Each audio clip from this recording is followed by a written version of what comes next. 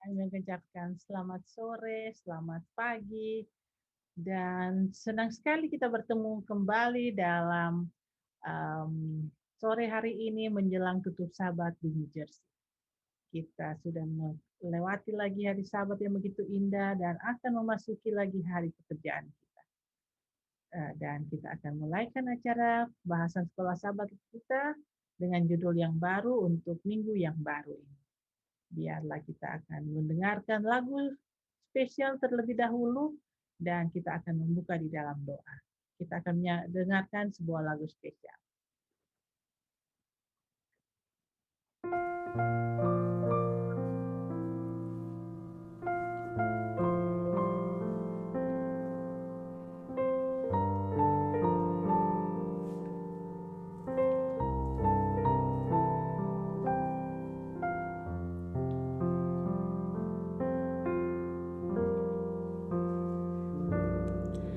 Bapa, Engkau mengenalku lebih dari siapapun.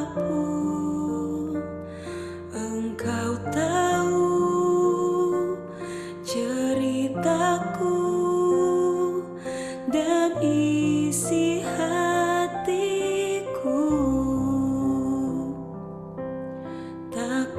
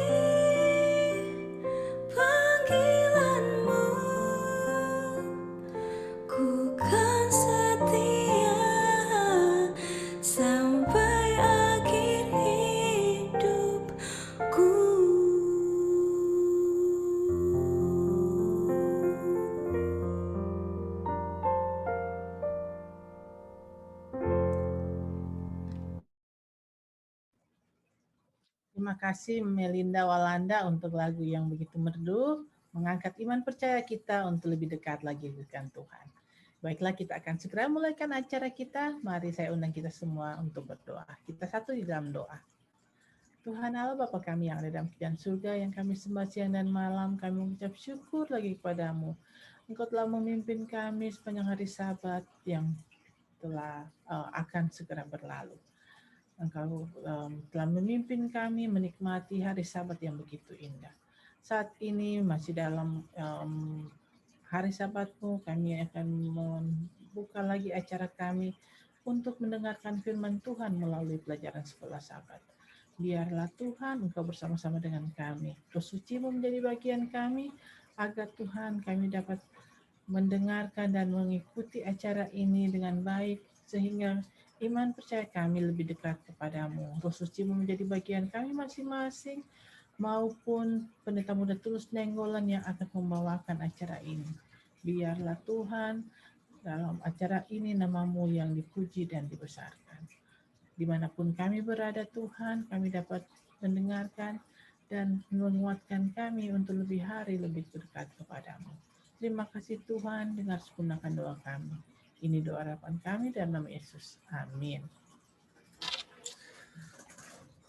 Selamat Sabat, saya ucapkan kepada kita semua bagi umat-umat Tuhan yang berada di Amerika, karena pada saat ini masih sore, dan jam tutup Sabat kita sekitar jam 8.25. Di New Jersey masih hari Sabat, dan juga di California juga masih hari Sabat. Dan saya mengucapkan selamat minggu bekerja bagi umat Tuhan yang berada di Indonesia. Karena ini udah pagi, hari Minggu pagi. Namun kita kembali mempelajari firman Tuhan. Firman Tuhan yang semakin mendalam dari setiap minggunya.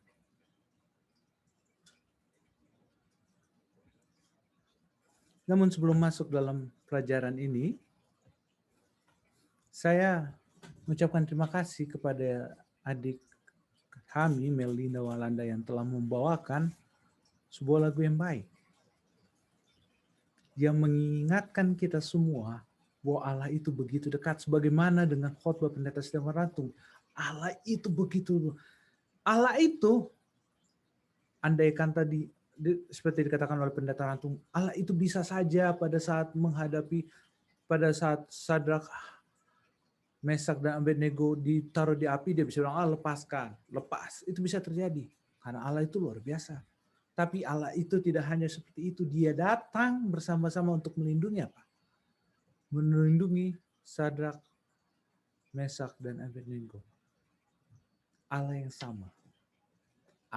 sama. Allah yang akan selalu berserta dengan kita. Dalam kondisi apapun, dia ada merasakan kita dan menguatkan kita. Dan itulah yang mengubahkan kita. Sehingga kita bisa setia sampai dia datang. Judul kita punya pelajaran satu minggu ini adalah Bait Suci Perjanjian Baru. Ibrani 9 ayat 15. Karena itu ia adalah pengantara dari suatu perjanjian yang baru, supaya mereka yang telah terpanggil dapat menerima bagian kekal yang dijanjikan. Karena itu ia adalah pengantara. Nanti kita akan lebih bahas lagi pembahasan ini. Untuk lebih mengertinya, kita lihat ilustrasi yang disampaikan oleh sekolah sahabat kita. Sangat bagus. Satu malam tanpa bulan, dalam keadaan kegelapan, seperti tinta yang tertumpah, tiba-tiba ada yang mengatakan kepada Frank, yang berkata, apakah engkau adalah Frank tukang cetak? Oh ya, saya Frank tukang cetak. Kenapa Anda mengenal saya? Jawabnya adalah apa? Karena saya tahu saudara kamu, Saudara kamu, setiap tindak tanduk kamu, apa yang kamu lakukan saat kamu berjalan, apapun yang kamu lakukan, itu mirip dengan saudara kamu. Makanya saya bisa mengenali kamu. Nah, kalau gitu, seseorang dapat mengenali orang lain karena dia mengenali saudaranya, karena mirip apa yang dilakukannya saat berjalan, sangat mirip. Kita dapat mengenal dia. Anda bisa mengenal saya karena Anda juga mengenal saya punya brother. Anda dapat melihat saya punya tindakan, perilaku mirip dengan saya punya brother. Saya punya adik, Yando. Karena kami adalah kakak beradik. Saya bisa menampilkan gayanya dia juga dapat menampilkan saya.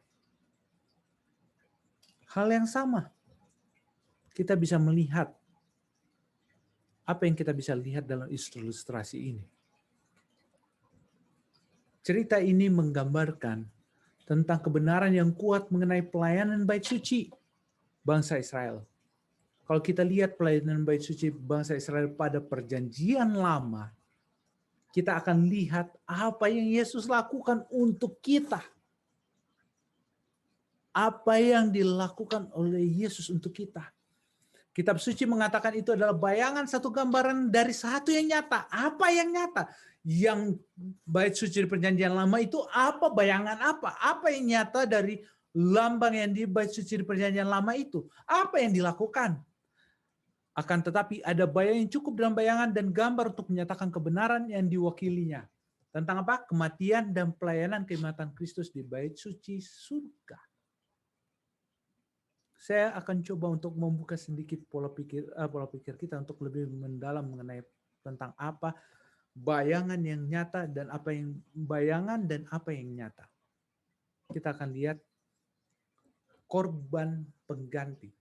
Kalau kita lihat dalam upacara di dalam ayat ini katakan setiap korban yang dipersembahkan di dalam bait suci melambangkan kematian Yesus demi pengampunan dosa. Menyatakan kebenaran bahwa tanpa penumpahan darah tidak ada pengampunan. Ibrani 9 ayat 22. Apa bayangannya? Korban pengganti di setiap korban yang ditumpahkan di perjanjian lama, setiap orang berbuat dosa di perjanjian lama ada penumpahan darah. Penumpahan darah itu melambangkan kematian Yesus di kayu salib. Apapun upacara yang dilakukan di dalam perjanjian lama, seperti saya contohkan adalah korban. Kalau saya tadi lupa menaruh foto daripada bait suci, dari pelataran bait suci sampai ke bilik yang suci, itu melambangkan Yesus semua. Apa yang dilambangkan Yesus? Pekerjaan Yesus untuk kematian. Yesus di kayu salib. Apa itu? Korban. Semua yang dilakukan upacara korban yang di bilik yang suci. Itu melambangkan kematian Yesus. Dan sekarang, kalau gitu, kalau yang di bilik suci itu semuanya melambangkan tentang kematian Yesus, apa yang terjadi di bilik Maha Suci? Keimatan di bilik yang Maha Suci melambangkan tugas Yesus sebagai pengantara dan pendamai. Dalam bahasa Inggrisnya atonement, pengantara atau pendamaian. Kenapa harus ada pengantara dan kenapa pengantara dan bicara pengantara dan pendamaian? Karena dosa hubungan manusia yang tadinya dengan Allah sebagai pencipta itu dekat, terpisah. Dan karena kematian Yesus di kayu salib, maka ada jembatan. Itulah pengantaraan, itulah pendamaian. Kematian Kristuslah yang menjadi pendamai. Karena tanpa kematian Kristus tidak ada pendamaian. Sehingga tadinya tidak ada jembatan, sekarang sudah jembatan. Dan itu adalah tugas imam besar. Tugas imam besar sebagai pengentara. Jika pada zaman bangsa Israel, setiap acara korban karena pengampunan dosa dibawakan kepada imam besar, darahnya imam besar tumpahkan di tirai, dan 1 kali setahun diadakan hari pendamaian yang dilakukan oleh imam besar sebagai pengentaraan. Jika dulu imam besar tidak membawa darahnya, dia mau korban binatang. Tapi kali ini Yesus membawa darahnya sebagai imam besar.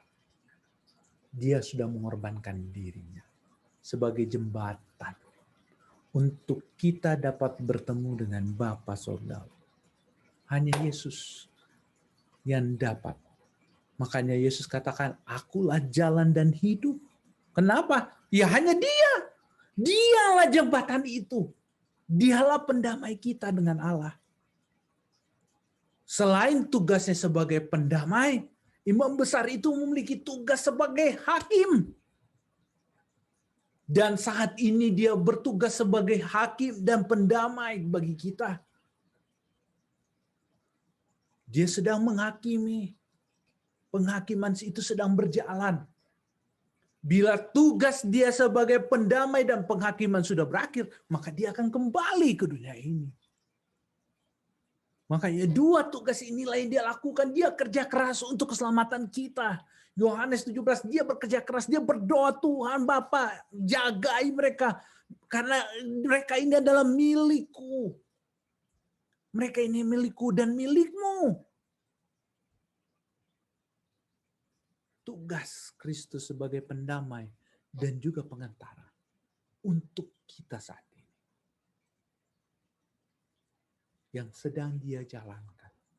Bukanlah hal yang mudah. Tapi itu adalah dia lakukan demi kasihnya kepada kita. Karena dia mengasihi kita. Dia ingin kita selamat.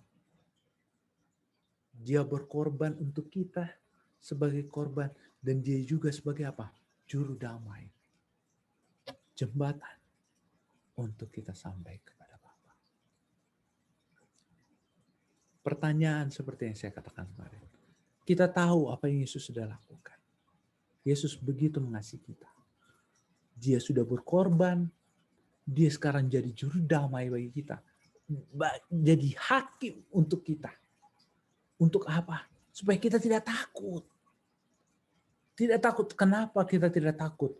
Pada saat kita masuk dalam pengadilan, seringkali kita takut. Karena kita apa? Ragu antara kita benar atau salah. Namun kalau kita lihat kita punya hakim adalah hakim yang adil, hakim yang penuh kasih, hakim yang ingin kita diselamatkan. Apa kita perlu takut? Tidak. Kita harus senang dan bahagia karena kita punya hakim yang adalah juru selamat kita. Juru damai kita dengan Bapa. Tidak perlu takut menghadapi pengadilan Allah. Karena apa? Setiap dosa-dosa kita, walaupun kita jatuh dalam dosa, dan kalau kita datang kepada dia, minta ampun, dia akan segera ampun kita. Dia akan hapuskan dan dia akan lupakan. Dan pertanyaan yang saya katakan kemarin, apakah kita mengasihi dia? Dia sudah melakukan semuanya untuk kita.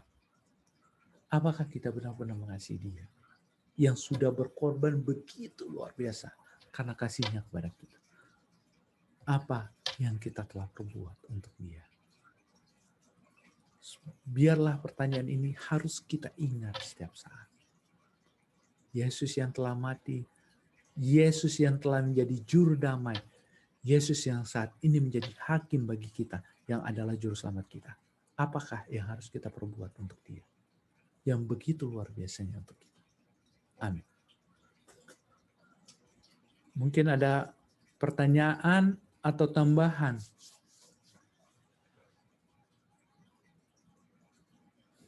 Mungkin ada tambahan dari Pendeta Alex Rantung.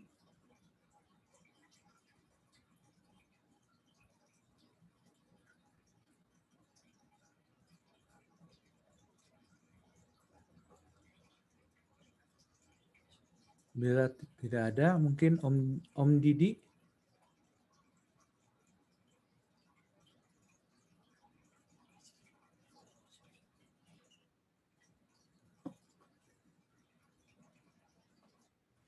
Kalau menurut saya ya, pelajaran ini adalah satu pelajaran yang sangat penting. Waktu saya di kuliah juga mempelajari tentang Ka'bah.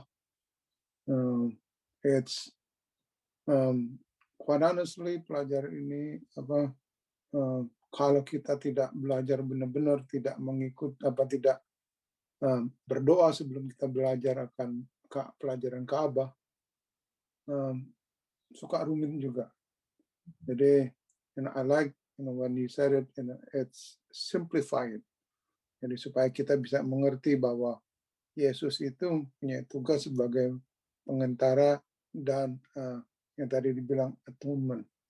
It's even masih, kalau menurut saya masih banyak orang-orang, even orang-orang Advent masih belum mengerti akan pelajaran tentang Ka'bah.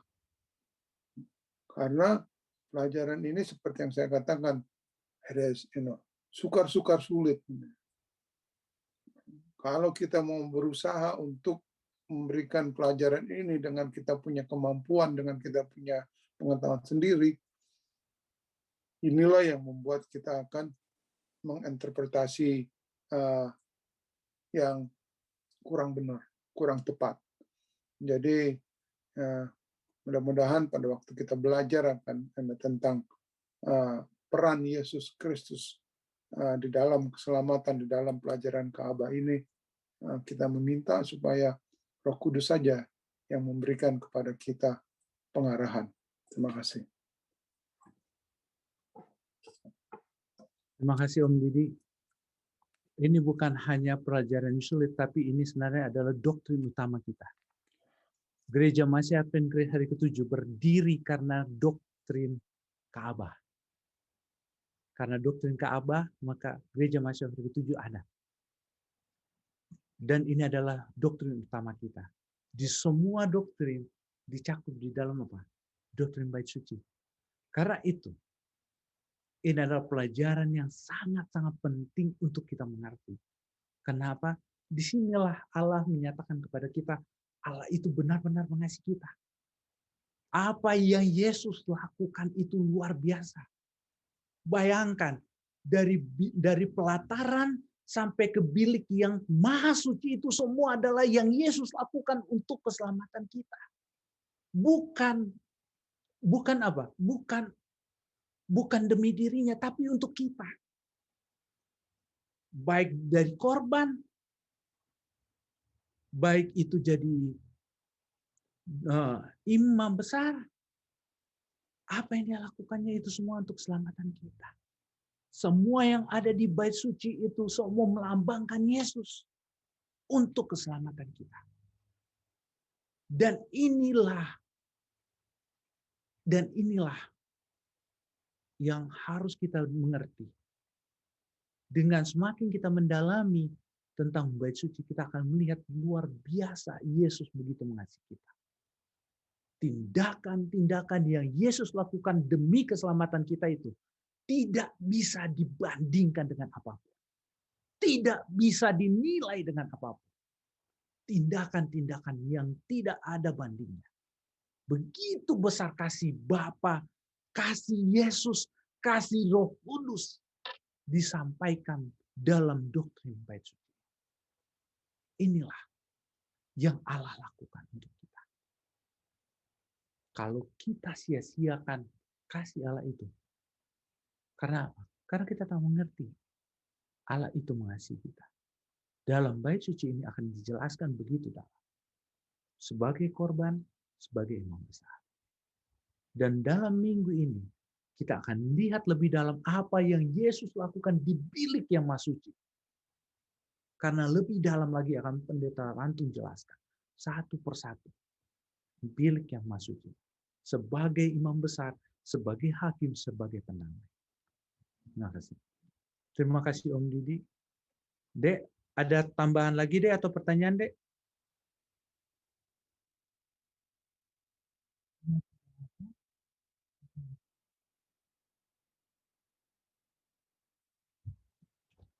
Baiklah, terima kasih.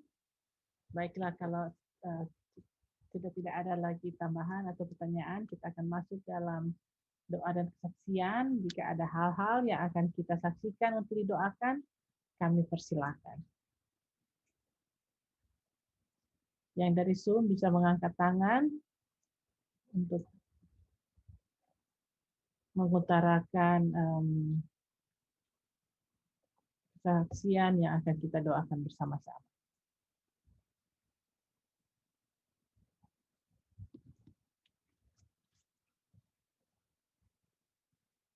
Kalau tidak ada, mungkin yang dari live stream dia ada.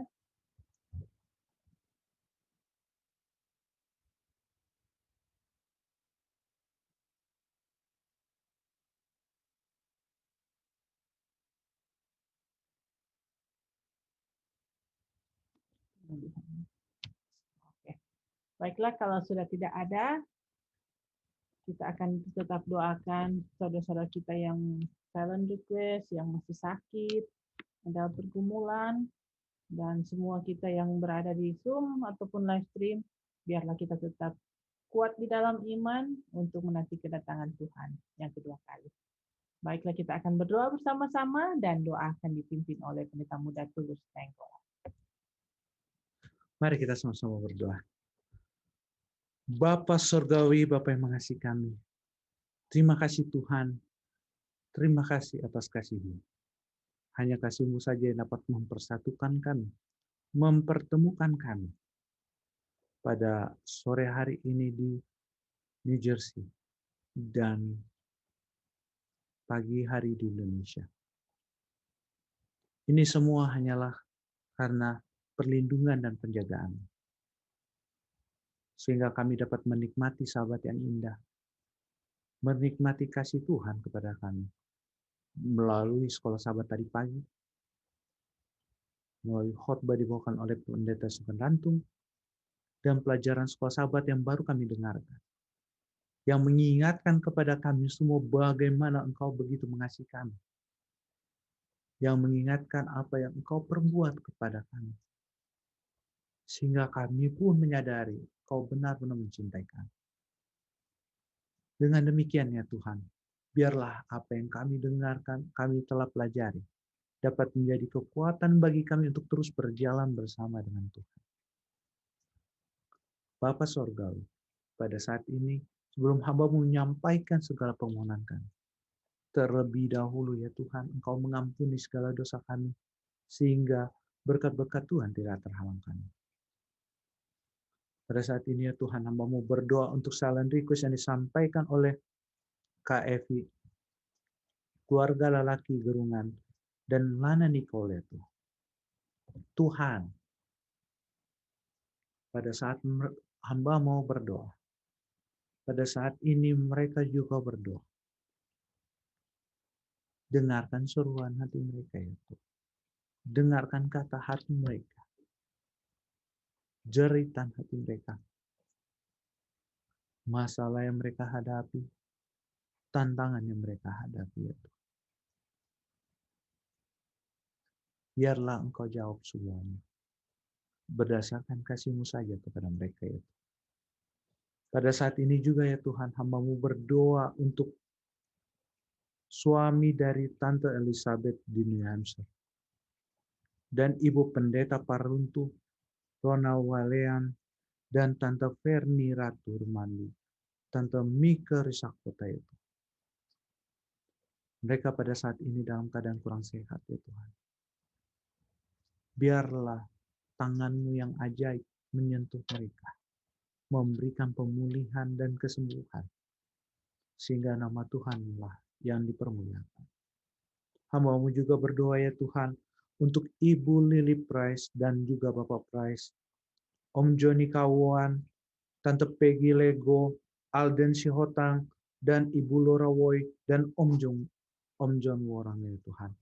Tuhan, lawat mereka. Lawat mereka dengan tangan-Mu yang penuh kasih. Pulihkan mereka dan sembuhkan mereka ya Tuhan. Karena kasih-Mu lah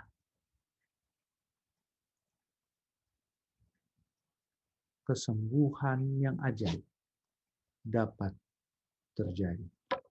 Pada saat ini juga hamba-Mu juga berdoa untuk Pendeta Alex Rantung beserta dengan keluarga. Biarlah Engkau memberkati mereka di masa tua mereka ya Tuhan. Memberikan kesehatan dan kekuatan. Sehingga mereka dapat terus melayani Tuhan. Menyaksikan kasih Tuhan. Menjadi suri teladan buat umat-umat Tuhan. Dan dapat menjadi kesaksian yang menguatkan seluruh umat Tuhan yang mendengarkan. Hamba-Mu juga berdoa ya Tuhan untuk Pendeta Stephen Rantung beserta keluarga.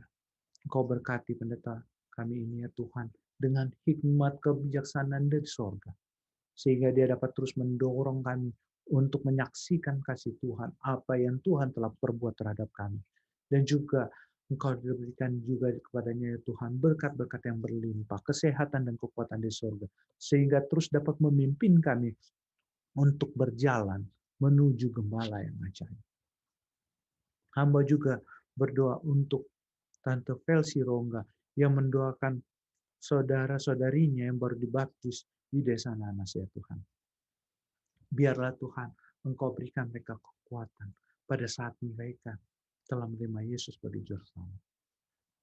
Sehingga mereka pun dapat terus teguh berjalan sesuai dengan kehendak-Mu saja itu. Sehingga mereka pun dapat menyaksikan kasih yang Tuhan telah berikan kepada mereka. Hamba-Mu berdoa ya Tuhan, jemaat Yafat di Timika yang bergumul dengan umat-umat Tuhan yang berada di suku Asmat, yang mereka layani, yang pada saat ini sedang bergumul untuk memilih Engkau sebagai juru selamat mereka ya Tuhan. Ketuk hati mereka ya Tuhan, ketuk dan bukakan, buat mereka gelisah ya Tuhan, sehingga mereka pun tetap akan mengambil keputusan, mengambil Engkau menjadi juru selamat mereka ya Tuhan. Hamba-Mu juga berdoa untuk Ola Manembu berserta anaknya yang di Bekasi, yang jauh dari orang tuanya ya Tuhan. Tuhan, walaupun dia jauh dari orang tuanya ya Tuhan, biarlah Tuhan memberkati dia. Tuhan menjagai dia. Dan biarlah Tuhan adalah tetap menjadi orang tua mereka juga ya Tuhan. Hamba-Mu berdoa juga untuk sahabat hamba-Mu Jason Lalaki yang berada di LA ya Tuhan. Tuhan, biarlah kasih-Mu bersama-sama dengan dia. Biarpun dia jauh dari kami, jauh dari orang tuanya, tapi biarlah Tuhan dekat dengan dia. Sehingga dia pun dalam pekerjaannya menjadi sukses, berhasil, karena kasih-Mu saja. Hamba-Mu juga berdoa untuk seluruh umat-umat Tuhan yang berada di live stream maupun di Zoom. Biarlah kasih Tuhan bersama-sama dengan kami. Biarlah berkat Tuhan yang berlimpah akan selalu menyertai kami. Dan terutama kehadiran Tuhan, penyertaan Tuhan yang akan selalu bersama-sama dengan kami. Berjalan bersama-sama dengan kami. Sehingga kami terus dapat berjalan sesuai dengan kehendak-Mu saja. Karena doa ini kami alaskan atas nama Yesus yang telah menjadi juru selamat dan penebus akan dosa kami. Amin.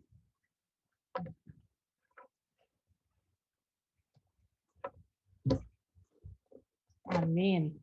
Terima kasih untuk doanya.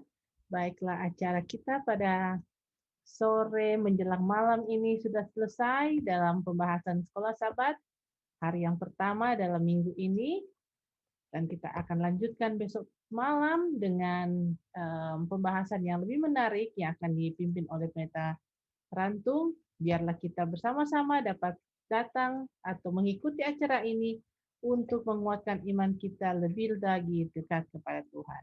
Terima kasih sudah bersama-sama dengan kami. Tuhan memberkati kita semua.